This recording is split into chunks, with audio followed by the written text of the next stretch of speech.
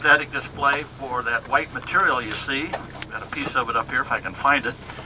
We call that spray lat, or they call it, just about used up all those F4s. So now these are going to become drones. You can see where many of them are from on the tail. TX, about the fourth and fifth one down there on that back row, has an elongated cockpit. And first time you're out in an airplane, a single engine airplane, you're all by yourself, so it's kind of nice to have that instructor with a few hours back there. Operational about 1956, still building that airplane. 4 of them, 5 of them down in that first row there. Second row is Royal Norwegian Air Force. And just not needed over there right now. It's a whole lot better to store them here in the desert than it is in Norway right at the moment. This oddball looking one right here in the front is geared up for a whole lot of different missions, but mainly for air-to-air refueling. Those big blivets, tanks on under the wing there. Because in part, we get introduced to just about all of the aircraft that have been on the grounds around here. Can't save every airplane, run out of real estate. Why would we want to? A lot of us would like to.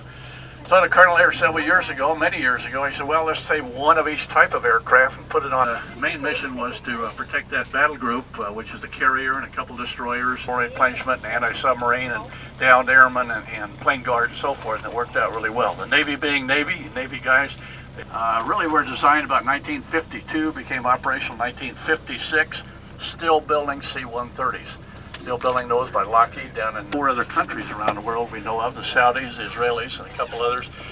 Strato lifter, the OF on the tail, Offutt Air Force Base, Omaha, Nebraska. This aircraft bumps and holes and wires and antennas all over it. It was used for the 52s that are still operational in the world for the U.S. Between 1952 and 1962, the U.S.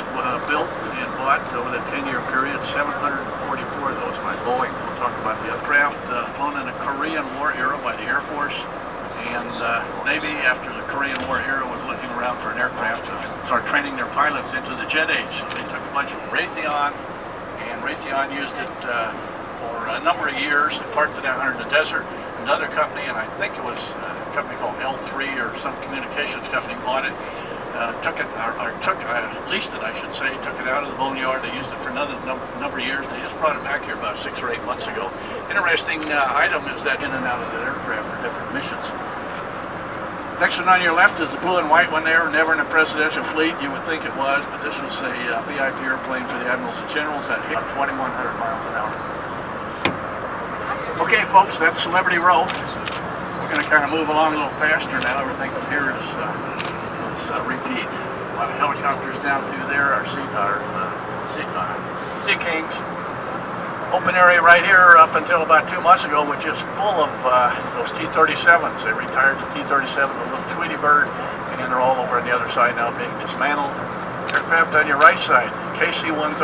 We haven't talked about those. K stands for air-to-air refueling. Take a look at the probe, that pipe coming out the back. They call it a boom. Retired fairly quickly too. Hundreds of them out here. Your right side over there, the S3, the Vikings. There's your Twin Beach. Red and white ones there with the training aircraft. The blue and white ones, the VIP ones.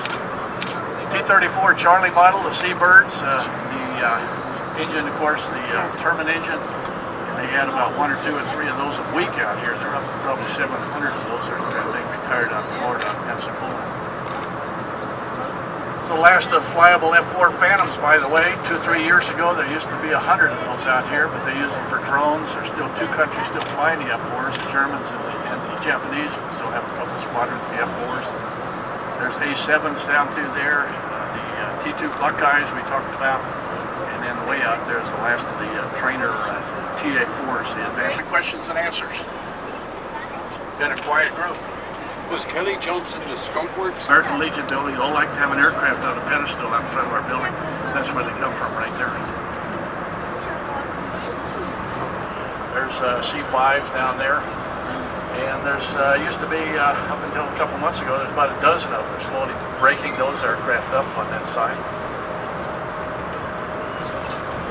4 aircraft right here in the front, you can sort of see how they start coming apart.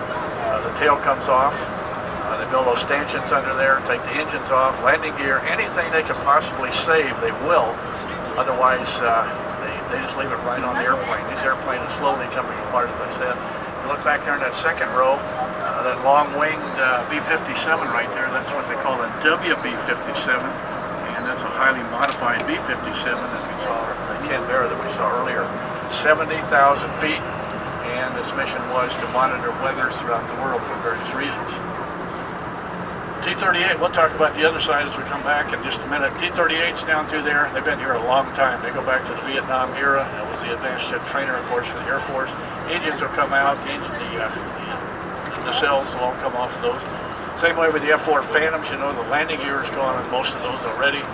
And when they get all the parts picked off of their engines, instrumentation that they can possibly use, then they'll take them down to the far end with what they call a shredder down there. They'll shred them.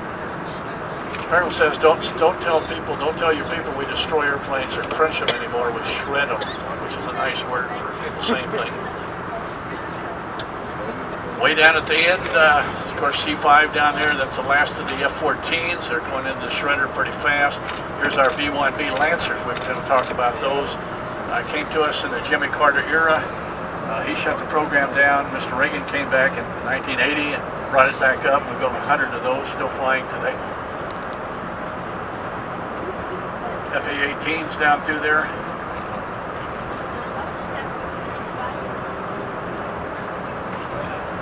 F-111s, just about the end of the F-111s. U.S. quit flying those a long time ago, but the Australians flew them up until about 2 years ago. And so if they needed parts for the F-111s, this is where they came. In fact, this area on the other side over there was full of F-111s. They're slowly coming apart. Nobody's flying them, don't need to keep them.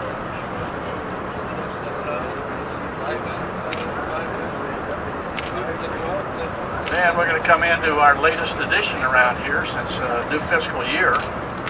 The C-5, huge airplane, largest and heaviest free world transport military airplane around 840,000 pounds that aircraft weighs, gross down. Those engines on there, the same engines we saw on the other side, they don't look quite as big when on that big airplane there. Most of these are from Memphis, various places, Martinsburg. I think there was some from Wright, there's Wright-Patterson, west of Martinsburg, down through there. Huge airplane. We say it takes about 5 acres of land, real estate, to maneuver that airplane to where they want it. There's your H-53 helicopters. H-46 helicopters down through there. We talked about those. And then there's our A-10 Warthogs. Going to be destroyed just as quickly designed and built there in the factory's production line. And on the right side, you can see how these aircraft look as they start coming apart a little farther along in their destruction. Everything is saved, landing gear, struts, a lot of parts in that vertical stabilizer tail area. They lay on the side, they bell cranks and cables and antennas and wires and stuff that they can save and use on other aircraft. All good for us taxpayers.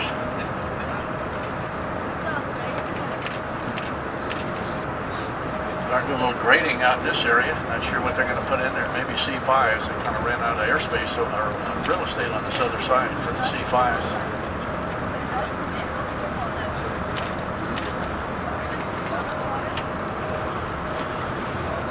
Some of these aircraft we've talked about, the three of them way back there, says OF on the tail. Those are the looking glass aircraft. Well, the United States of America on there. C-141 about 2 years ago. You're familiar with the Air Force cargo airplane, the C-141.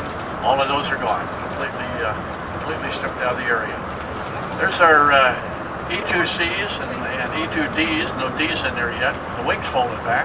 They've taken the rotodome and the flying saucer off the top.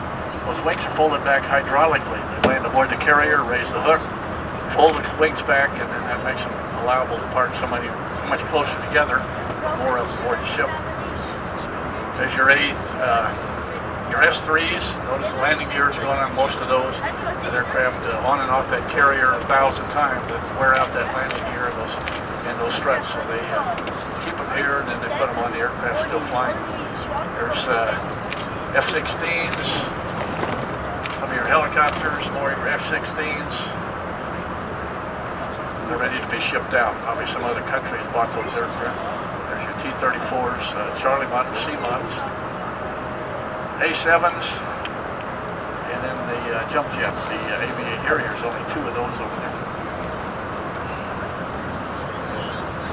Where does the Davis Monthan name come from for the base? Well, At one time, there were two prominent families here, World War I era, the Montans and the Davises. And in the World War I area, the period of time,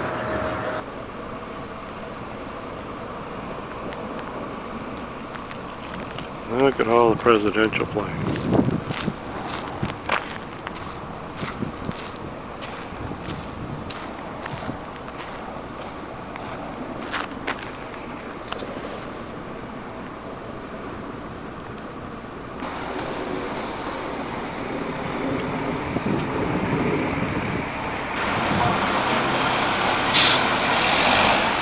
Chairman.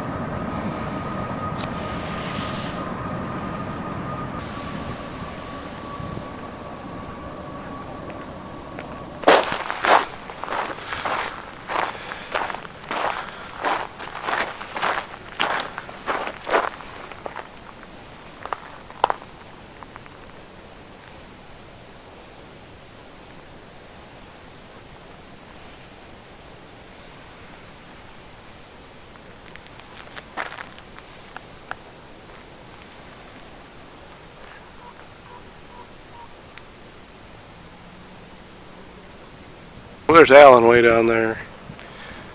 Here's the rest of them.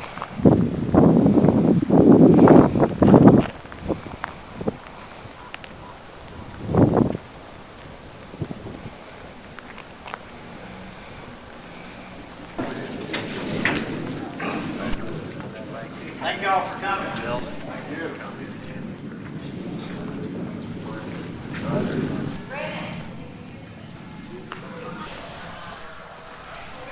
A MiG with Alan. There's a big plane where the wings come down. There's one flying right overhead of us. He's dangerous. Here's the movie MASH, bringing the helicopter in to pick up the patients. Another World War tour.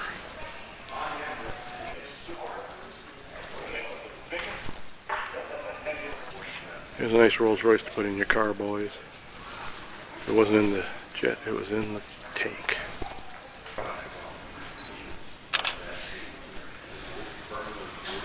Japanese Zero. One of the few left, I would guess. Now let's make sure.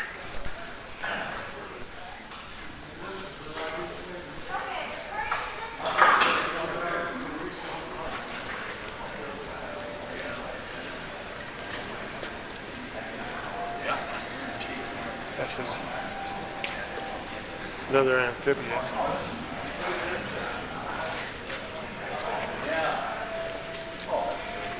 Here's a warthog. There's the gun that shot 2-pound bullets, 70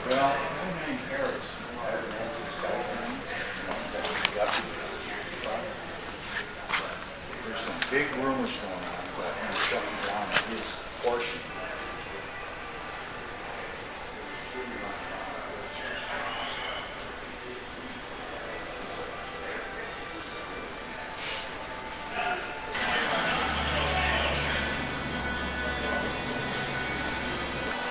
Warthog.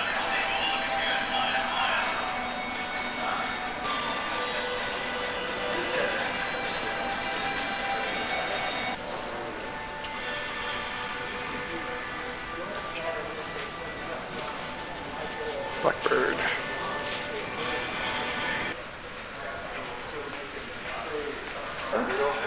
So what happens? He's up there, he sees the missile coming out, he says, I'll just make a slight turn.